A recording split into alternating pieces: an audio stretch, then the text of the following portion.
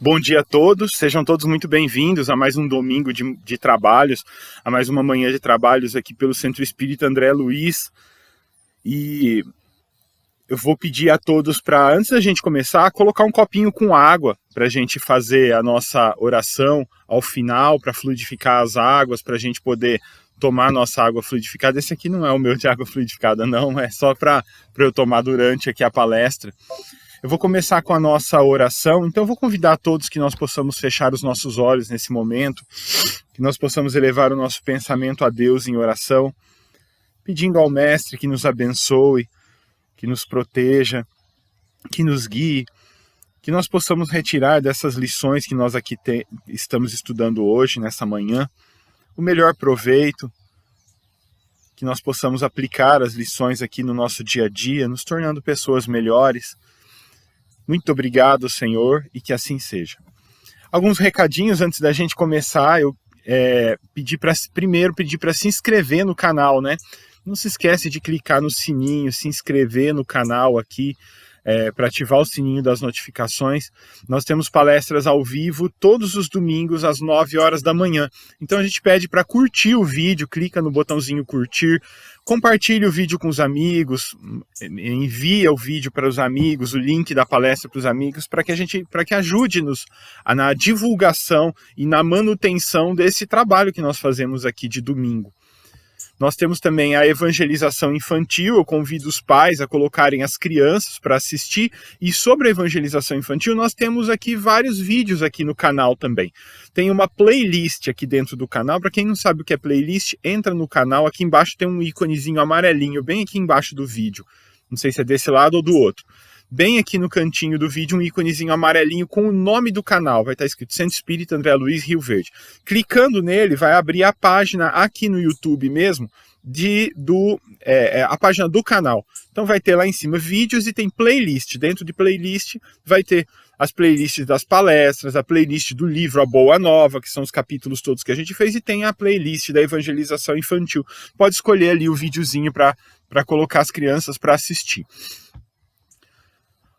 Nós vamos continuar então com o estudo do nosso livro, A Boa Nova, que nós já estamos chegando no final do livro, né? Então, nos últimos 2 capítulos, no capítulo 26, a negação de Pedro, e no capítulo 27, a oração do horto, Humberto de Campos trata no livro A Boa Nova sobre a crucificação de Jesus. Neste capítulo 28, agora que nós vamos estudar hoje, lembrando que o livro ele tem 30 capítulos. Humberto de Campos ele vai voltar um pouco agora no 28, volta um pouco no tempo na sua narrativa. Então, alguns dias antes da prisão do mestre, quem acompanhou os últimos capítulos sabe que nós estamos já na crucificação de Jesus. Então, ele volta alguns dias na narrativa antes da prisão de Jesus. O mestre e os discípulos estavam em suas conversações e discussões habituais. Então, os discípulos comentavam a questão da fé, assunto interessante e relevante para uma discussão.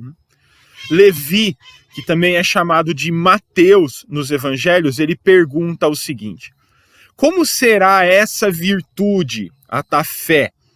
Como podemos conservar a fé intacta no coração? E aí ele faz uma observação. Tenho a convicção de que somente o homem culto pode conhecer toda a extensão dos seus benefícios.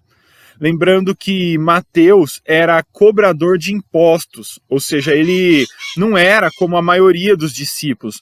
Ele era um homem que carregava uma certa cultura. Provavelmente sabia ler, sabia somar, sabia calcular, sabia lidar com números, com valores financeiros. Então, para ele, só quem era culto, quem tinha uma certa cultura, poderia entender a fé completamente. Então, veja a visão de Mateus, né? Já Tiago afirmava o seguinte, vou só fazer um parênteses aqui, eu sempre gosto de esclarecer sobre os discípulos de Jesus, sobre quem é quem dentre os discípulos. Haviam 2 Tiagos entre os discípulos. Este Tiago aqui era o Tiago, filho de Alfeu. Ele era irmão de Mateus, o que acabou de falar antes aqui. Para quem está familiarizado com os santos da Igreja Católica, os santos do catolicismo, né? Esse é o Tiago menor. O outro Tiago, que era chamado de Tiago maior, era filho de Zebedeu e era irmão de André. Então o Tiago menor, esse Tiago, irmão de Mateus e filho de Alfeu, ele é citado apenas 3 vezes nos evangelhos. Então Tiago, sobre a afirmação do seu irmão Mateus, né, de que só quem era culto poderia entender a fé, ele responde o seguinte: não acho tanto assim. Acredito que basta a nossa vontade para que a confiança em Deus esteja viva em nós. André, por sua vez, ele diz o seguinte: esse André era filho de Zebedeu e irmão do outro Tiago. Ele diz o seguinte: mas será que para ter fé basta desejar? Ele questiona. Antes da gente continuar o capítulo, eu vou abrir um parênteses aqui para a gente analisar essas 3 visões dos 3 discípulos sobre a fé. Veja, para Mateus, só quem era culto poderia entender totalmente a fé. Para o Tiago, basta ter vontade para ter fé. E o André questiona: será que para ter fé é só desejar? Quem será que está certo? Será que algum deles acertou? Será que algum deles se aproximou, pelo menos, do certo a respeito da fé? Vamos partir de um ponto inicial. Eu gosto muito de uma frase do apóstolo Paulo, né, que fala assim, está lá em Romanos 10, 17. A fé vem pelo ouvir a palavra de Deus. Veja, a fé vem pelo ouvir a palavra de Deus. O que Paulo quis dizer com essa frase? Que se a gente ouve a palavra de Deus, se a gente ouve os ensinamentos de Jesus, nós vamos adquirindo conhecimento, nós vamos aprendendo, e com isso nós vamos tendo fé na medida em que nós estudamos. Então aquela fala do Tiago, que basta ter vontade para ter fé, já fica um pouco fora do real, né? Porque a gente precisa conhecer, não basta a gente querer. Basta a gente conhecer, nós temos que conhecer, nós temos que ter conhecimento. Observe que Paulo disse sobre ouvir a palavra de Deus. A fé vem de ouvir a palavra de Deus, porque no seu tempo as pessoas não sabiam ler. Hoje a gente tem outros recursos, né? Nós podemos ouvir, nós podemos ler, nós podemos estudar, nós podemos ouvir uma palestra, como vocês estão fazendo aqui pelo YouTube, ou ir no centro. Nós podemos ouvir um podcast, né? Podcast é só o áudio, né? E sobre alguma palestra. Então temos várias formas de ouvir a palavra de Deus, como referencia lá o apóstolo Paulo. E aí, sobre estudar, entender, compreender, a gente recorre ao Evangelho segundo o Espiritismo. No capítulo 19, a fé transporta montanhas, diz o Evangelho que a fé pode ser raciocinada ou cega. O que é a fé cega? É aquela que não examina nada. Ela simplesmente aceita sem verificar tudo que é apresentado. E se choca com a razão, com a evidência científica, com o óbvio, com a lógica. Se choca com a lógica, isso é bastante complicado. E se essa fé cega é levada ao extremo, ela conduz ao fanatismo religioso. Um exemplo disso, a crença de que a Terra era plana. No passado, essa não era só uma crença científica, mas era uma crença religiosa, né? A Terra era plana de acordo com crenças religiosas. A ciência, pouco desenvolvida de antigamente, acreditava-se que a Terra era plana. Ter fé cega na religião fez com que muitas pessoas, durante muitos anos no passado, e pelo amor de Deus, né, até hoje em dia, é inacreditável que hoje em dia tenha pessoas que creem que a Terra é plana. Essa crença do passado, baseada na fé cega, levava as pessoas a negar as evidências científicas de que a Terra não é plana, de que a Terra é uma esfera. Quais evidências científicas? A sombra, nem a evidência científica, negar a observação, né? A sombra da Terra projetada na Lua, por exemplo. As estações do ano. As estações do ano só são possíveis porque a Terra é uma esfera e que gira em torno do Sol, e não o contrário. O navio que surge no horizonte, quando o navio vem vindo, quem vai na praia, quem vai no mar, pode ver isso. Observa lá no horizonte o navio que vem ou o navio que vai. Quando ele vai, ele começa a desaparecer a partir do casco, porque ele vai contornando a Terra, ele vai descendo. A gente consegue ver isso, a curvatura da Terra no horizonte. Então a gente consegue ver isso e o navio vai desaparecendo aos poucos. Não some, ele não vai encolhendo até desaparecer, ele vai sumindo de baixo para cima. Mostrando primeiro os mastros, né? Então, por último caso. São provas conclusivas e irrefutáveis. Veja, irrefutáveis de que a Terra é uma esfera. Mas a fé cega na religião negava isso, gerando até mesmo o fanatismo, né? Cientistas foram ameaçados de morte no decorrer de séculos, justamente pelo fanatismo religioso. Alguns chegaram até mesmo a ser executados. Já a fé raciocinada é aquela que tem que passar pelo crivo da razão e que refuta tudo o que não parece lógico. Mas para isso é preciso conhecer, estudar, ler, ouvir, para que a gente possa formar o nosso senso crítico e não ser levado a crer cegamente naquilo que não faz nenhum sentido. A fé raciocinada necessita de uma base, e essa base é justamente a inteligência, o conhecimento daquilo em que se deve crer. E para crer, para ter fé, não é preciso ver, como diz o ditado popular, é preciso ver para crer. Não. É preciso, para crer, para ter fé, é preciso compreender.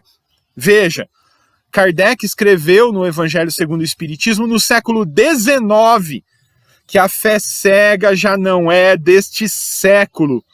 Veja só Kardec falando isso lá no século XIX. A fé cega já não é deste século, do século XIX.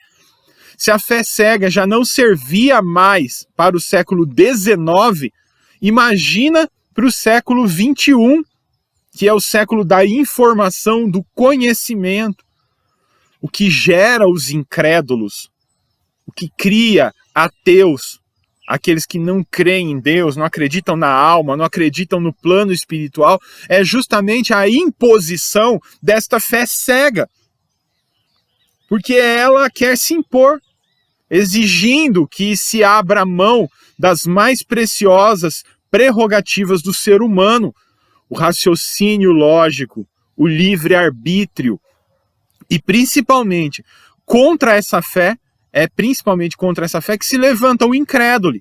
Eu tenho uma amiga que é ateia, ela não acredita em religião, não acredita em Deus, não acredita em vida após a morte, não acredita em espírito em hipótese alguma, absolutamente materialista. A vida acaba com a morte, não existe nada depois disso. Ela é até meio radical, né? Dá até a impressão que tem raiva de religião, porque ela ataca as religiões de toda forma que pode. Curioso é que ela é contra o radicalismo religioso e acabou ela mesma se tornando uma radical, anti-religião, mas uma radical. Um dos argumentos que ela usa e vários outros ateus usam, aqueles que combatem, muitas vezes combatem a religião com bastante veemência, né? Parece que tem raiva da religião. Um dos argumentos que ele usa para tentar provar a inexistência de Deus é justamente um argumento lógico. Veja o que eles dizem assim, ó. Por que Deus não acaba com todos os males do planeta? Porque Deus, no nosso planeta tem muitos males. Tem fome, tem enchentes, tem doenças, tem pobreza, tem todo tipo de problema. Por que Deus simplesmente não acaba com isso? Existem duas possibilidades do porquê Deus não acaba com isso, segundo eles. Ou ele não pode, ou ele não quer. Se ele não pode, então ele não é tão poderoso quanto a religião diz que ele é. Se ele não quer, então a religião não é, então o Deus não é tão bondoso quanto a religião diz que é. Então veja que argumento mais simplista, que reduz Deus a um solucionador de problemas do mundo. Mas espera aí, vamos analisar os problemas do mundo? Será que é Deus que cria os problemas do mundo como se ficasse se dedicando a enviar pragas para os seres humanos, ou como se ficasse só assistindo às pragas, das chagas da humanidade? Quem é que gera a pobreza, a fome e a desigualdade social no mundo? Será que é Deus? Ou será que é o egoísmo do ser humano? Por que existe o faminto? Existe o faminto não porque Deus é mau, não porque Deus é pouco poderoso e não dá conta de livrar da pobreza. Existe a fome no mundo porque uns têm mais e muito mais do que necessitam. Analise outros problemas do mundo. As guerras, as doenças, a poluição, as enchentes. Nós estamos vendo as enchentes na Bahia, uma tragédia. Quanta tristeza! Aquelas pessoas pobres perdendo o pouco que têm. Uma tristeza, dói na gente. Por que essa situação ocorre? Deus que mandou a chuva lá para acabar com aquelas pessoas, para fazer aquelas pessoas sofrerem? Ou será que é porque aquelas pessoas foram abandonadas à própria sorte pelo poder público? Por que os políticos não tomam providência nenhuma? Será que foi por isso? Ou porque Deus quer? Ou porque nunca foi tomado providência nenhuma, providência política nenhuma? Nenhuma iniciativa para melhorar a vida daquelas pessoas que vivem em locais onde todo ano tem alagamento. A culpa é de quem? A culpa é de Deus? Ou a culpa é do egoísmo do ser humano? Basta a gente analisar com um pouco de mais cautela, que a gente vai começar a entender que Deus não é culpado, a culpa é nossa, a culpa é do ser humano. Isso é ter fé raciocinada. É parar de pensar, é parar e pensar. Peraí, tudo é vontade de Deus, mas será que esses males são mesmo vontade de Deus? Ou será que são frutos do nosso livre-arbítrio? E veja, eu nem estou falando aqui sobre resgates reencarnatórios, hein? Eu estou colocando somente o aspecto do egoísmo humano. Eu não estou falando de resgate de vida passada, nada. Ainda não estou nem entrando nesse aspecto. Estou falando somente da questão do egoísmo. Só o egoísmo humano já gera vários dos problemas, vários dos males que nós temos aqui na Terra. Bom, beleza. Agora que eu já sei o que fazer para ter fé, e fé das boas, que é a fé raciocinada, o próximo passo é saber o que eu vou fazer com a minha fé. Bom, beleza, já tenho a fé raciocinada, o que eu vou fazer com essa fé agora?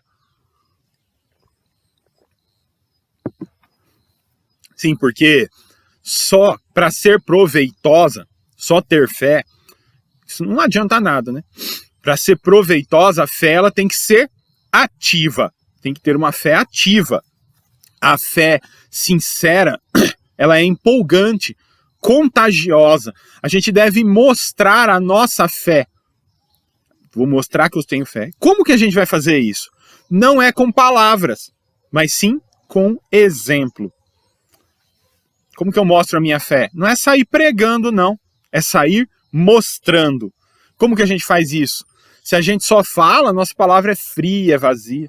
Como é que a gente demonstra a nossa fé pelo exemplo? Para começar, modificando a nós mesmos, deixando que a nossa crença, a nossa fé, ela nos modifique.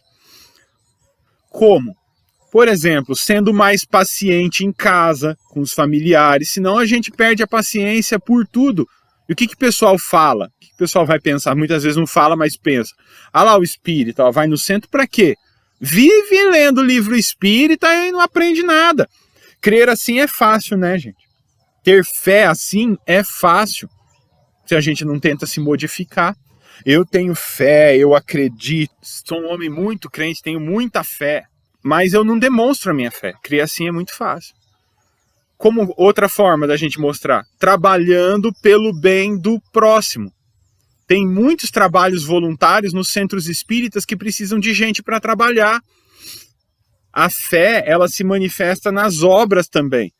Vamos tirar uma horinha da nossa semana para ir no centro, trabalhar pelo próximo, ajudar nos trabalhos, nos postos de assistência. Lembra o que Jesus disse? Nem todo aquele que diz Senhor, Senhor, entrará no reino do céu, mas aquele que faz a vontade de meu Pai que está no céu. Isso está lá em Mateus 7:21. E qual é a vontade do Pai? Que a gente ame os semelhantes, que a gente ajude, que a gente distribua a nosso amor, a nossa felicidade, fazendo pelo próximo. Outra forma da gente demonstrar a nossa fé, da gente provar a nossa fé, não ficar só falando, mas a gente dar exemplo da nossa fé, mostrando a resignação ante as dificuldades. Porque é muito fácil a gente ter fé quando está tudo bem. É igual os votos do casamento, lembra? A gente tem que ter fé igual a gente faz os votos do casamento, na alegria e na tristeza, na saúde e na doença, na riqueza e na pobreza. É fácil a gente ter fé na alegria, na saúde, na riqueza, a gente está lá feliz, viajando, de férias, na praia, num lugar maravilhoso, com a família ou com os amigos, está empregado, com boa saúde, recebeu o 13º. Ixi, aí é fácil de ter fé. Oh, meu Deus, obrigado por tudo que eu tenho. Oh, sou um cristão feliz da vida. Deus é bom demais para mim. Ixi, Deus é maravilhoso, tem tudo. Isso quando a gente lembra de agradecer pelo que a gente tem, né? Agora eu quero ver no oposto, né? Se a gente é resignado e mostra para as pessoas que mesmo doente, feio, pobre, se a gente continua tendo fé, né? Será que a gente continua assim? Desempregado, tendo fé, tantas pessoas desempregadas, será que a gente continua tendo fé, tendo resignação? Isso é ter fé ativa na vontade do Pai. Bom, voltando à narrativa de Humberto de Campos, né? Os discípulos, então, eles discutiam sobre a fé. E num canto, como distante, Jesus meditava. Em dado momento, foi solicitado a Jesus para esclarecer, e respondeu com suavidade: a fé pertence aos que trabalham e confiam. Tê-la no coração é estar sempre pronto para Deus. Não importa a saúde ou a enfermidade do corpo, não tem significado os infortúnios ou os sucessos felizes da vida material. A alma fiel trabalha confiante na vontade do Pai. Então veja só, qual era o discípulo que estava acertando ali? Basta acreditar, como disse Tiago? Não, basta ter vontade, que eu tenho fé. Ou era como Mateus? Não, só tem fé quem tem capacidade de entender. Será? E aí Jesus vem e fala assim, não, a fé pertence aos que trabalham e confiam. Não importa a saúde, não importa a enfermidade do corpo, não importa os infortúnios que a pessoa passa, os problemas, não importa o sucesso da vida material. A alma fiel trabalha confiante na vontade do Pai. Então veja, o que Jesus fala? Tomé afirma o seguinte: entretanto, mestre, creio que essa qualidade excepcional deve ser atributo do espírito mais cultivado, porque o homem ignorante não poderá cogitar da aquisição de semelhante patrimônio. Veja Tomé concordando com Mateus, né? O homem ignorante não pode ter fé. Curioso, né, que Tomé tenha dito isso. Que o homem ignorante não tem patrimônio da fé. O homem ignorante não pode conhecer, não pode ter a fé. Não tem o patrimônio da fé, como ele diz, no seu coração. Tomé foi exatamente aquele discípulo que ficou conhecido pela sua pouca fé. Veja. Duvidando da notícia de que Jesus havia sido visto. Mesmo quando Jesus se materializou na sua frente, ele não acreditou. Precisou tocar nas feridas. Jesus falou: vem, Tomé, toca aqui nas minhas feridas. E só assim para ele acreditar que era Jesus mesmo. Que ironia, né? O discípulo que disse que a fé era atributo de espíritos mais evoluídos não teve fé no momento em que Jesus se materializou na sua frente. O mestre olhou para o apóstolo com amor e esclareceu: Tomé, todo homem de fé será agora ou mais tarde um irmão rico em sabedoria. Porém a fé, será sempre a qualidade do filho leal ao Pai que está no céu. Seguiram-se os dias, o mestre foi preso, foi torturado. Na hora sombria da cruz, disfarçado para não ser reconhecido como discípulo do mestre, Tomé acompanhou passo a passo o corajoso Messias. Sua razão de homem do mundo não lhe permitia compreender a verdade inteira, não conseguia entender aquela situação.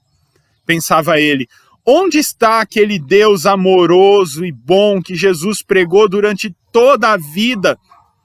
Será que o amor de Deus tinha apenas uma cruz para oferecer ao seu filho predileto? Por que motivo Deus não rasgava os horizontes para que as legiões de anjos viessem salvar do crime, da multidão furiosa, o Mestre amado? Que providência era aquela que não se manifestava naquele momento tão triste, tão doloroso? Durante 3 anos convivendo com o Mestre, haviam acreditado que Deus guardava todo o poder sobre o mundo.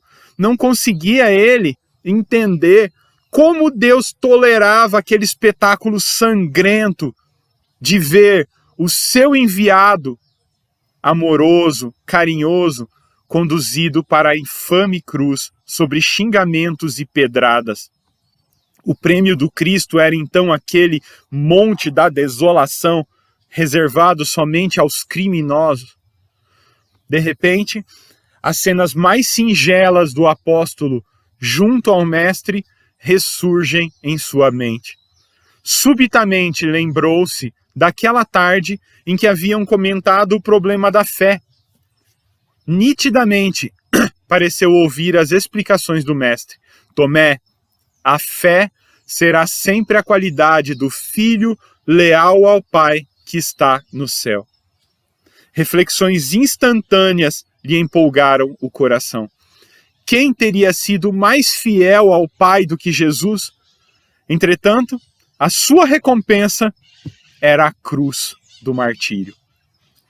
Distraído com os próprios pensamentos, o apóstolo observou que o Messias lançava agora os olhos amorosos sobre um dos ladrões que olhava para Jesus afetuosamente. Percebeu que a voz fraca do condenado se voltava para o mestre em tom de profunda sinceridade. O ladrão na cruz, ao lado de Jesus, reuniu forças e falou ofegante ao mestre: Senhor, lembra-te de mim quando entrares no teu reino. Tomé reparou que Jesus lhe dirigia o olhar carinhoso, ao mesmo tempo que aos seus ouvidos ecoavam os ecos de sua palavra suave e esclarecedora. Vê, Tomé, quando todos os homens da lei não me compreenderam, e quando os meus próprios discípulos me abandonaram, eis que encontro a confiança leal e a fé no peito de um ladrão. Que nós possamos estudar, ler, ouvir, assistir palestras, procurar um livro, procurar os ensinamentos do Mestre para que a nossa fé se avive, não a fé frágil de quem confia nos momentos felizes da vida, não a fé frágil que não encontra amparo da razão, da lógica, da coerência, mas sim aquela fé que se mantém mesmo nos momentos de tormento, de dificuldade. Que nós possamos ter a fé inabalável na justiça de Deus, soberanamente justo e bom, e que alegremente possamos dizer as palavras de João Limeira. Quem foi que fez o sol tão vivificador? E a sua luz esplendente, cheia de fulgor? Os trilhões de estrela que cintilam no céu? As nuvens vaporosas como densos véus? A mecânica celeste e os arcanjos profundos da eterna ciência que equilibra os mundos? Os micro-organismos em desenvolvimento e os orbes gigantescos em deferecimento? O átomo e a nebulosa, a ameba e o serafim? a origem das coisas que nunca terão fim. A virtude impoluta que não se modifica e a possante energia que tudo vivifica. Quem foi que fez o vento, a chuva e o trovão? A primavera, o outono e também o verão. O perfume das flores, o som, a luz, o ar, os campos, as florestas, a terra, o céu e o mar. Quem foi que fez o infravermelho e o ultravioleta e fez da lagarta surgir uma bela borboleta? O esperto gafanhoto e o formoso rouxinol, surgindo a alvorada aos clarões da luz do sol. Quem fez as feras bravas e os pequenos passarinhos, a asa dos insetos e a beleza de um ninho. Deu agilidade à incrível pulga saltitante e fez o passo lerdo do pesado elefante. Quem foi que fez o colibri com tanta sutileza, sugando o mel das flores com tal delicadeza? O tatu escavando a cova em que se abriga e a faina inesgotável da minúscula formiga. O fogo do macaco, o esperto corcel e a abelha trabalhando na construção do mel. Quem foi que fez a ostra, o golfinho, o tubarão, a baleia e a engenhosa aranha tecendo a sua teia? E o instinto de conservação como bússola infalível de orientação, guiando os acertos, os irracionais, sem nunca transgredir as leis naturais. As maravilhas do reino mineral, o leito onde repousa o reino vegetal, os prodígios da animalidade e um elo mais acima a nossa humanidade. E tantos outros reinos que nós desconhecemos, sistemas de mundos que nem nos apercebemos, com jeitos tutelares arcangelicais, imenso dos segredos siderais. Que maravilha é essa que eu não posso descrever, com todo o dramatismo que eu pudesse ter, artista inimitável, sublime, ilimitado, me ponho de joelhos e contemplo abismado, e pergunto a mim mesmo com estupefação, quem criou isso com tanta perfeição? Criando e dirigindo, governando e agindo, quem tem tamanho poder? Quem pode me dizer? Eu vos peço, queridos irmãos, amigos meus, e as vozes me respondem, foi Deus, foi Deus, foi Deus. Que Jesus nos abençoe a todos. Peço mais uma vez para se inscrever no nosso canal, curtir o vídeo aqui embaixo, compartilhar com os amigos, que nós tenhamos um ano de 2022 maravilhoso na proteção de Deus. E com essa poesia maravilhosa, nós encerramos os trabalhos dessa manhã. Quem não lembrou de colocar água no começo, pode colocar agora, faz uma oração e possa tomar a água junto com a família. Que Jesus nos abençoe a todos e que assim seja.